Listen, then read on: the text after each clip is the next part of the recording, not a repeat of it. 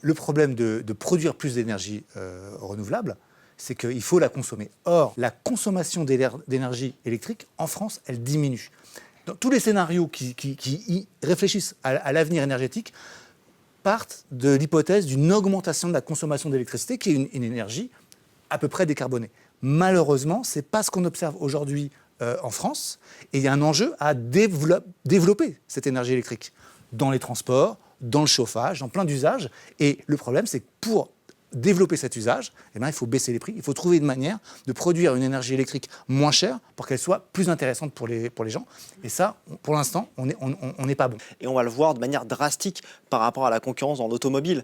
Ceux qui sont devenus les leaders incontestés et qui vont inonder notre marché, ça va être un véritable bain de sang économique, ce sont les Chinois qui ont vraiment pris une longueur d'avance et qui font qu'on est incapable en France d'être compétitif avec des véhicules, avec des batteries similaires. Et donc, ça pose vraiment une vraie question d'arriver à soit réaffecter des fonds pour l'innovation plutôt que de mettre sans cesse des réglementations qui viennent inhiber cette innovation, fermer ces usines qu'on a en Île-de-France ou partout, délocaliser encore une fois ces usines avec des standards environnementaux, humains, logistiques qui sont complètement une aberration écologique. Donc aujourd'hui, il faut qu'on reprenne la main sur cette souveraineté et se dire qu'on va créer des vrais problèmes sociaux si encore une fois on continue cette désindustrialisation, notamment dans le secteur automobile.